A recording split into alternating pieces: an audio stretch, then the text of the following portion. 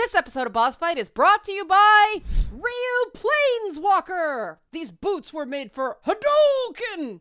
That was terrible. Start the show.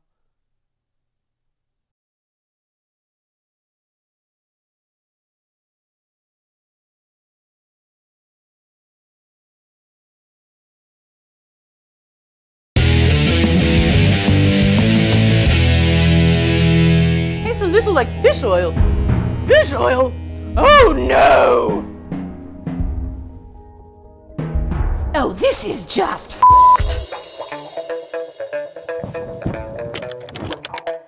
Boobazleeb? Oh, that's much better. Zarkazan took my sword away and gave me another one, assuring me that it was checking my privilege. Why would Nanny Netherwax give a little girl something that attracts danger? For just a little bit longer, okay? It's real easy. Just cry for help and befriend animals from your prison cell. Ta-da! I'm here!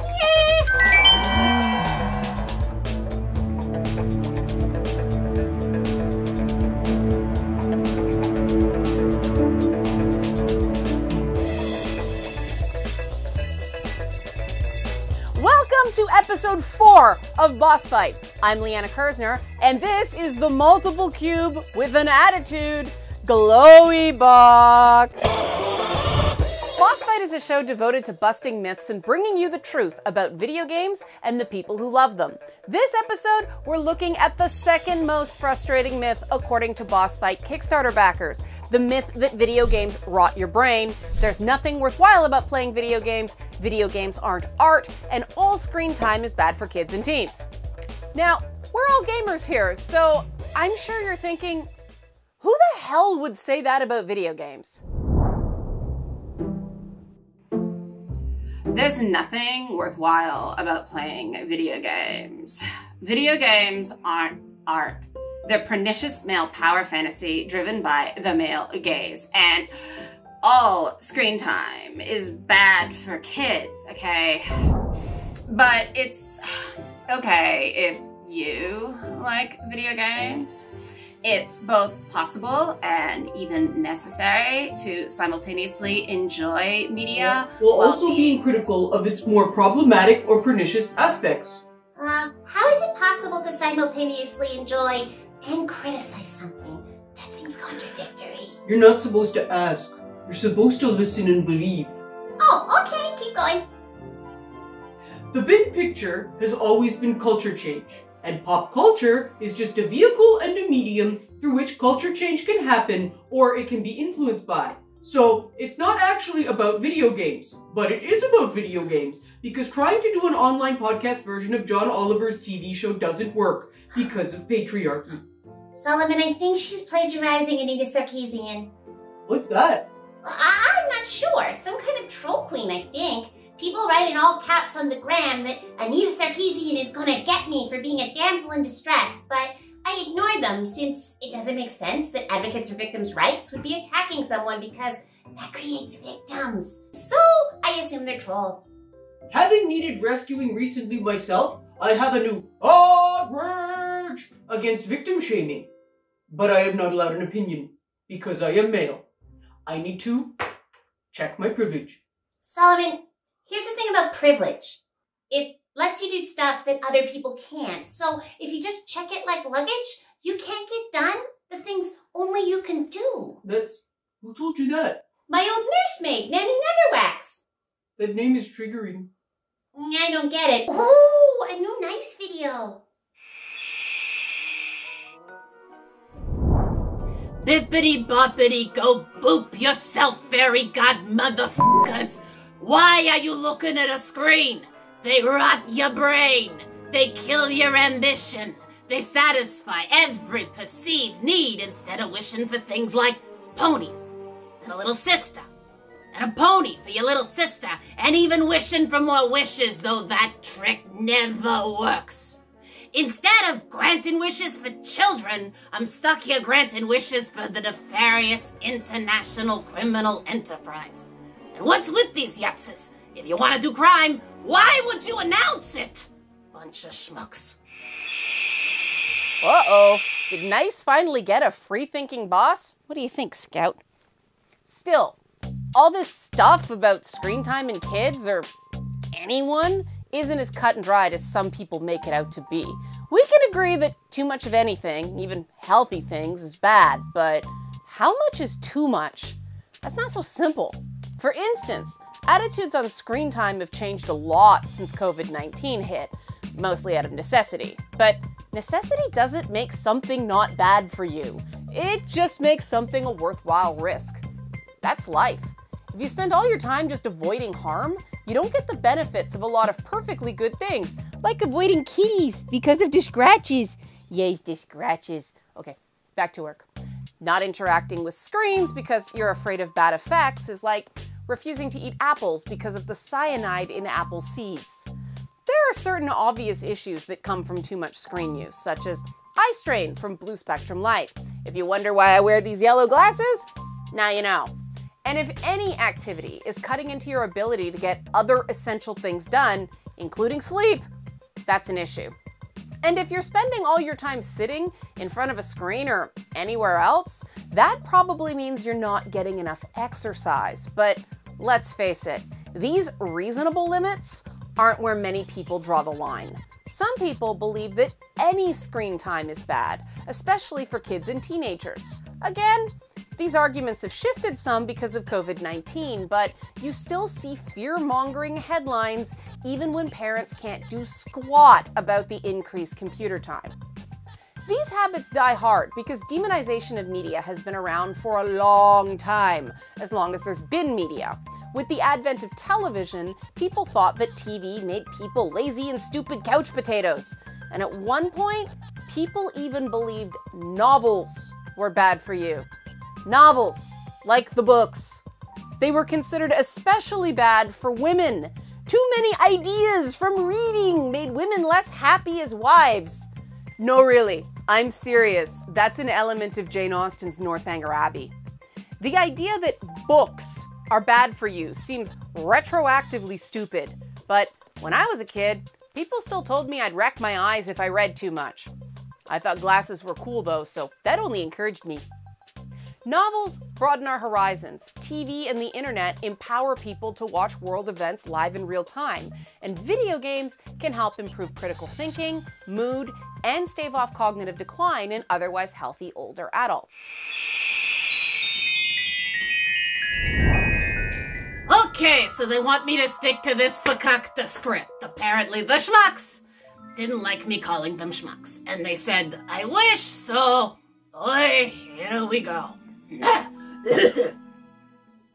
If the judgy looks other people give you in public aren't enough to clue you in that you're destroying your child's mind, the fact that studies have linked extensive screen use to developmental delays in children means it's better to be safe than sorry.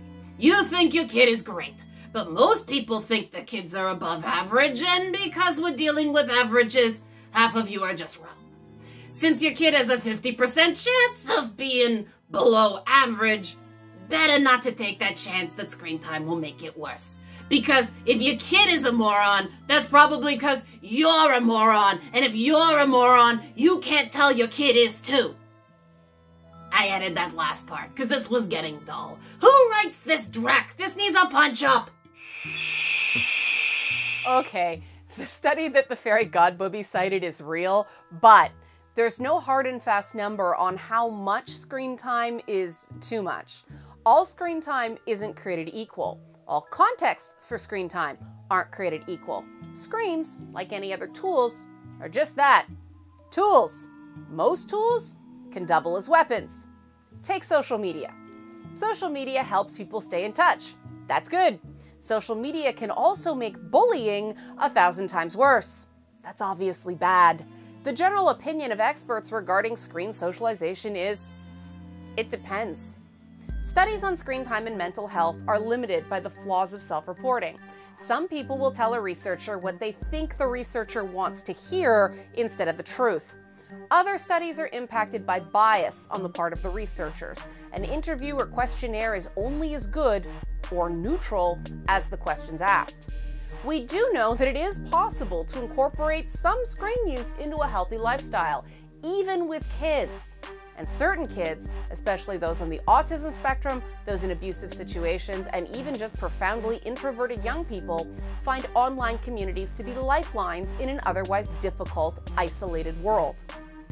In fact, in July 2019, a large-scale study involving thousands of Canadian teenagers found that while a year of increased social media or television consumption correlated with increased depression, they didn't find the same correlation with video games. Huge caveat, this study did rely on self-reporting. But this study challenged one of the dominant theories explaining the correlations between screen use and mood changes, something called displacement theory.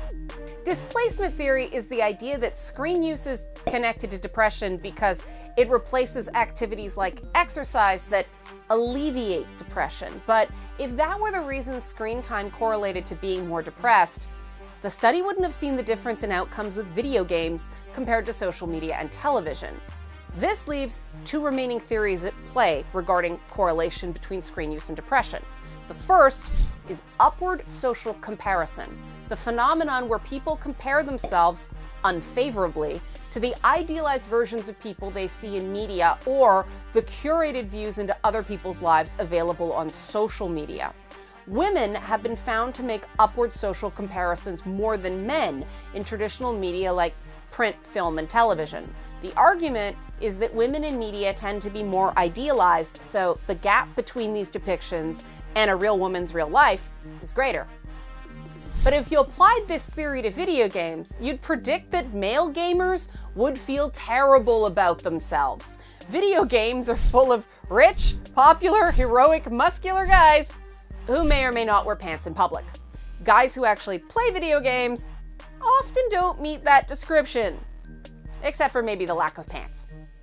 Granted, there are notable exceptions. Mario is on the round side. Link is more childlike. Guybrush Threepwood is a hot mess. And then there are all those furry characters. But then there's tons and tons of guys in video games who are just better than you in every way. And yet, according to the best data we currently have, video games make people feel better about themselves. Why could that be? Maybe instead of comparing ourselves to these characters, we're stepping into the shoes of these characters. Video games also give us metrics to measure ourselves based on objective skill instead of subjective things like looks or popularity. This is why gamers get so angry when things don't seem fair. But there's also the fact that we know video game characters aren't real. Wait, video game characters aren't real? That's attacking my identity as a video game character. Okay, Solomon, I think you've had enough screens for today. Come on, you need a new outfit. Triggered. Sometimes I feel really bad for that guy. The remaining theory about the correlation between screen use and depression is the reinforcing spirals model. Some people reject the reinforcing spirals model because it sounds too much like operant conditioning, something video games have been accused of in profoundly negative ways, and of course these ways turned out not to be true. Furthermore, there's no real agreement on precisely which of the competing reinforcing spirals models is the most accurate. But it's pretty common knowledge that the basics of the idea that people choose to consume media that reinforces their opinions and sense of social identity is a thing. We're well aware of online echo chambers. Reinforcing spirals provide the most plausible model for why video games correlate to people feeling good and social media correlates to people feeling bad. People don't tend to play video games that upset them, but the social media business mantra is enragement is engagement. And when you engage in stuff that makes you feel bad, social media algorithms feed you more and more of that stuff because it's keeping you engaged with the service. Social media is designed to make us miserable so we engage longer, see more ads, and make the social media companies more money. I want to repeat that all of this is speculative, but a version of this doom algorithm happened to me on Facebook. I try to make sure that I console people on losses, especially deaths of pets. So Facebook started feeding me status updates that were almost nothing but people posting that their pets had died. I had to retrain my Facebook feed so it would show me happier content again. I I wish their algorithm would just be a bit smarter than that by now. Did I hear someone make a wish? It was more a figure of speech. Damn it! Why doesn't anyone wish for anything anymore? It didn't used to be like this. Picture it, the Shimmering City, 1984. People wish for things all the time. Life was good. I was in demand. That's why I had to limit myself to 3 wishes per child. It was the only way to make it fair. But there was this one kid, this princess. Oh, she was a great wisher. Dolores? Dolores Faye? Is that you? Princess Sparklemuffin? Your Majesty, I haven't seen you since you were a pitzel. You wished for rainbows to drop candy-flavored toothpaste that was the color of rainbows. Oy, gavotte, that was a good wish. It is you, Dolores. Why are you working for Nice? It's a living, kid. Hey, you don't happen to know any kids who want wishes, do ya? I bet I could find one. Oh, could ya? That would be just swell. That's it. I'm gonna grant your wishes for a change, Dolores, because I'm a hero now, and that's what heroes do. Come on, social justice warrior, we're going on a quest. Wait, we're what? But we haven't done consent contracts. Come on. You see, a shiner made all that one. Kids were like that back then. Real sweet. Except for this one kid. Real nasty piece of work. Wished for stuff like the end of patriarchy. I didn't even know what that was. What kind of kid talks like that? Seriously. Ha! Gotcha, you garbage human. This is proof you're harassing me. I am recording and screen capping everything. This is totally going on Twitter. We are literally gonna change the culture now. See, there's the little brat now. She's just become a bigger brat. Change the culture? All culture is just a bunch of wishes lots of people make at the same time. It only has the power you give it. Are you criticizing me? That's harassment too. This is totally going in my next keynote. I'll show you. I'll show all of you. You're a joke, fairy godmother, and I know jokes because I'm funny. It's just that people don't laugh at my jokes because of patriarchal systems of oppression that don't allow women to be seen as funny, but I'm totally funny. Like, literally funny. Trust me, kid, plenty of people laugh at you, but you don't make jokes. You are the joke. I'm literally ignoring your internalized misogyny. No, you're not. You're recording it and retweeting it. That's the literal opposite of ignoring it. It's my lived experience that this is ignoring you, so you don't get to tell me that it's not. If you're ignoring me, why are you responding to everything I say? Everything is sexist. Everything is racist. Everything is homophobic, and I have to point it all out to everyone all the time. Forgive this highly culturally insensitive and profoundly temporary headgear, but you are plagiarizing Anita Sarkeesian. And not even in proper context. Shut up, Solomon! I didn't give you permission to contact me. Harassment!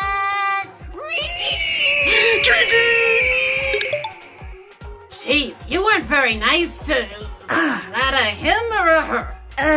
Transphobia. Tone policing. I am so mass reporting you to Twitter Trust and Safety. How can one person mass report someone? Because I... Okay, I can't take any more of that. I think Zarkazan has more hatred for the world than I have hatred for The Sims. And I hate The Sims! People like Zarkazan think that video games are some sort of potential political tool that can be controlled to message some sort of something. That's anathema to how video games work. Isn't anathema a great word? Anathema. Just me? Moving on. Video games are about choice. If you try to force a perspective on someone through a video game, instead of letting them come to an idea through their own choices, you're working against what makes video games such powerful experiences. That's not to say that different video games don't have different points of view or that they don't tackle serious topics. But a well-designed game is an interactive conversation with the player, not a lecture. There are always reasons for developers to innovate to keep players interested, engage new types of players, and generally stop things from getting stale. But in order to change in the right way, you have to change for the right reasons. And this garbage in, garbage out model of debating the role of video games based on false assumptions is just taking things in the wrong direction. I wish more people understood that. Did I hear you have a wish? I grant wishes. Presumed male fantasy wish fulfillment. Listen, you Michigan Sixer, shut the Did she just say my ideas were male fantasy? Michigan Sixer. Time now to address the second part of this episode's myth, that video games aren't art and there's nothing worthwhile about playing video games. The fact that this is even a debate shows how culturally significant video games are. But let's face it, this whole argument is stupid. Arguing what is and isn't art is only worth your time if you're a liberal arts professor or Alex Jones's divorce attorney. A 2006 study found that art experts couldn't even reliably separate portraits from the Museum of Modern Art from people's passport photos. The researchers determined art experts are particularly inclined to agree with what has been previously deemed prestigious rather than evaluating work solely on its own merits. Sounds a lot like a lot of game reviewers. So with that as background, you have absolute permission to not care about this "are games art?" question. That being said, it's undeniable that video games have produced numerous, legitimately beautiful images, sounds, and pieces of music. Games are fantastic at touching our emotions. And this is where people usually bring up the violence in games. But the violence in games is more about visceral excitement, not a literal desire to kill. And it's not like other art hasn't involved violence. The works of Francisco Goya spanned from brutal violence to the first documented case of a naked lady painted just to paint a naked lady, without the pretense of metaphor. No one claims that Goya paintings make people violent, or more or less likely to like naked ladies. And no one denies that Goya paintings are art. But video games are more than art. Video games are games, which makes them significantly more difficult to design, but also inherently valuable to the human psyche. Play is important throughout a person's life. In childhood, play helps learning. In old age, play can help stave off cognitive decline. The theory goes that adult play evolved to help build cooperation and sharing among hunter-gatherers, which made those societies more successful. Play helps teach skills, enhances productivity, reduces stress, increases job satisfaction, and enhances bonding and communication. Play can also improve mood and make people feel more in control of their lives. Essentially, play is good for grown-ups. And this idea that play, other than competitive play, is kid stuff seems to be a fairly recent idea in human history. Before the 19th century, play just kinda happened. Toys were makeshift or handmade, and children had quite a bit of unstructured time without direct supervision by adults. With 19th century industrialization, a few things started happening. Childhood became a much more defined life stage, complete with factory-made toys. Toys like doll houses started more clearly defining expected social roles. Meanwhile, electric lights made the workday longer, eventually enabling after-dark work and even night shifts, giving adults less time to play. Adult play further declined during and after the World Wars, when highly regimented middle-class lifestyles with father at the head of the family tried to ease men suffering from combat fatigue, PTSD, back into peacetime.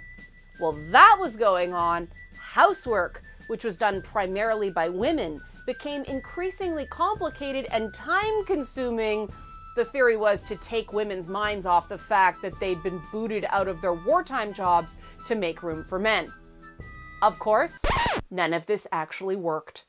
While treating people like tools seems to benefit militaries and companies in the short term, it reduces creative and critical thinking, increases depression and despair, and results in declining productivity.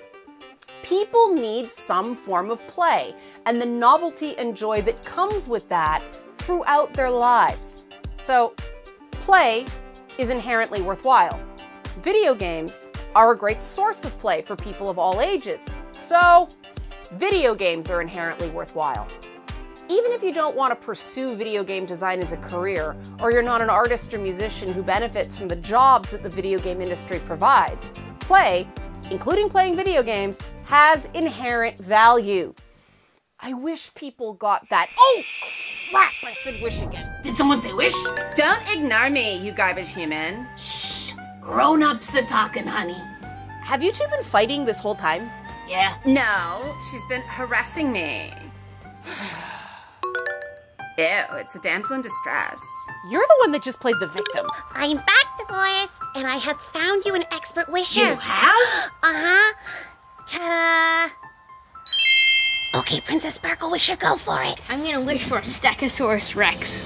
It's like a T-Rex, smaller T-Rex. It's like a mountain of T-Rexes. What's it called again? Stegosaurus Rex. The Stegosaurus Rex? It's multiple. Is it mean? No, Does it eat people? no. What does it eat? Hamburgers. A dinosaur that eats hamburgers? Yes! Well, then don't you have to wish for the hamburgers too? I wish for an infinite pit of hamburgers. An infinite pit of hamburgers? That sounds very magical. These are fantastic wishes! I wish I had an alicorn, a Pegasus, and a dragon. Is it a pink dragon? Red. Red? A red dragon? No, wait. Black one. A black dragon and a red dragon? Yes. and Okay. a teal dragon. Every color in the ring. And do those dragons have pets? Flying dogs. Flying dogs? Whoa, whoa, slow down, kid. I need to write this down. What about video games? One word. Minecraft. Minecraft? Minecraft. Yes. All the expansions in Minecraft? Yes. Yeah? Millennium. Mods. Everything. Mods?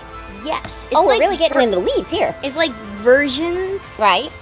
like upgrades and stuff. Because the one version I have is pretty sucky compared to the ones that my friends have. So not sucky mods. Well, mods are like extensions. They have bees, man. Bees. Bees? You put a campfire. I don't know what she's talking about anymore, but it sounds really exciting. Or I could just wish for a teleporter. What kind of teleporter? That sounds exciting. Every type of teleporter. Every type of... You're gonna be busy, Dolores. Not sure about that one, kid, but the rest are really good wishes.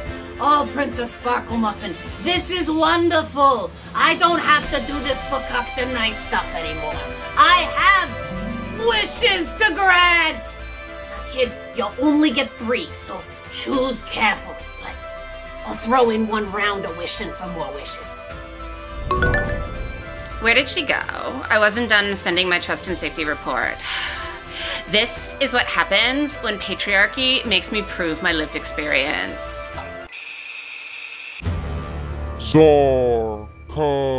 Sarkazan.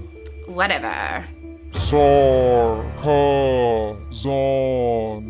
I have found you. You see, I am being harassed. Listen and believe, listen and believe. IP address obtained. Location triangulated. Demonware file installed. Private chat initiated. Full encryption protocols active. What did you do? Oh, little old me. Oh, no. Any netherwax? Kind of, Poppet.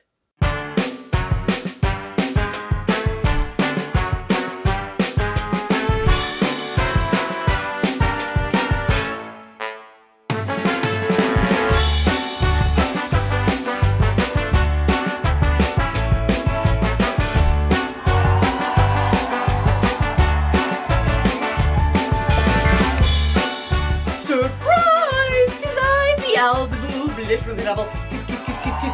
Stabby! You? But I turned you into a cat. Oh, that. I never let myself get bothered by a little pussy. No! No, I'm not the social justice shaman. Did someone just get triggered? Beelzebub? Now I'm triggered. Wait. My childhood nursemaid is literally the devil. What's going on? Oh, this is what we call a cliffhanger, Poppet. We'll get to that in the next episode. Wrap it up, host lady, so we can get to the good stuff. Princess Sparkle Pony hasn't eaten any souls in quite a while. What? Okay, sure. Well, I guess that's it for this episode of Bossfight. Video games don't rot your brain, playing games is inherently worthwhile, and a moderate amount of screen time is not bad for you. Another myth busted! If you like this series, consider supporting me on Patreon or drop a one-time donation on PayPal to funetworktv@gmail.com. Or you can buy Bossfight merchandise at funetwork.tv. Next episode is the stunning conclusion to our story and one final myth to bust. I'll leave you in suspense about what that is. Until then, I'm Leanna Kersner. Don't hate the player, just play games.